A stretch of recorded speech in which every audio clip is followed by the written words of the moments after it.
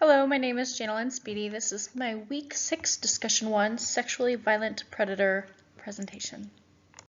Srinivasan et al. 2003 defined sexually violent predators as a result of statutory nuance. For the purpose of law, SVPs are those who commit specifically named sexually violent offenses, such as child molestation, sodomy, or rape. In order to meet the threshold of SVP, the defendant must be convicted of an offense determined by the state as an SVC, which is a sexually violent crime. The person must be diagnosed with a mental disorder, and as a result of the disorder, the person represents a risk to public safety.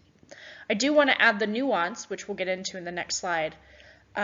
This definition by Srinivasan et al. Is quite dated, over almost 20 years old, and it does vary by state. For example, in Oregon, we have sexually violent dangerous offenders, as defined by someone with psychopathic personality features alongside sexually deviant arousal patterns and a history of specific sexual crimes such as rape or sodomy in the first degree, wherein there is an element of forcible compulsion, the victim was under 12, or the victim was incapable of consent due to mental defect or physical helplessness. There's also unlawful sexual penetration in the first degree or any attempt to commit rape 1 or sodomy 1. In addition to any sentence of imprisonment required by law, a court shall impose a period of post-prison supervision that extends for the life of the person if they meet the definition of SVP and they were 18 years of age or older when they committed the crime. It is important to note Oregon's distinction that the person does not need to have a mental disorder, merely psychopathic personality features. The diagnoses likely given to SVPs include pedophilia, as evidenced by Kansas v. Hendricks, or other paraphilias, as well as personality disorders.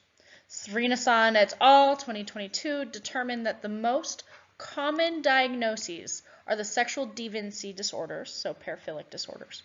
However, antisocial personality disorder is also used.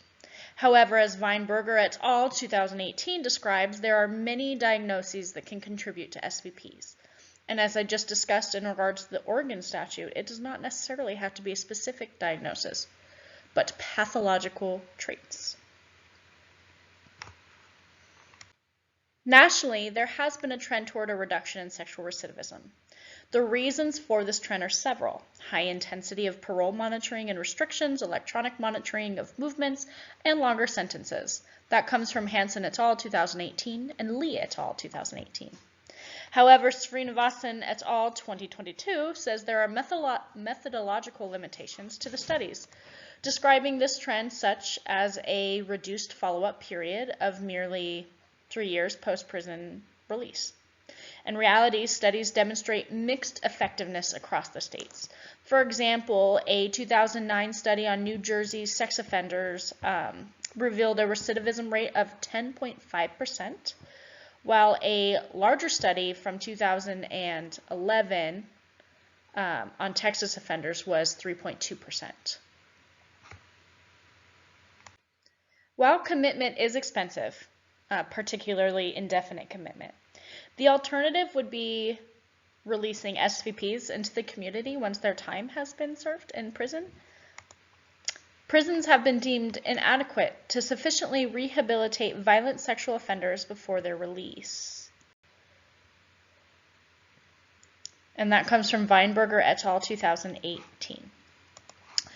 It has been upheld as constitutional, as we've seen in O'Connor v. Donaldson, 1975, Addington v. Texas, 1978, Kansas v. Hendricks, 1997, Kansas v. Crane, 2002. Thus, it does not violate a defendant's rights. Furthermore, recidivism and future dangerousness are complex assessments and evaluations and have been empirically vetted. Apologies, my presentation momentarily froze. Okay. We can also safeguard community members by ensuring defendants receive adequate mental health care and rehabilitative services through indefinite commitment. Once they are deemed safe, they are allowed back into our community.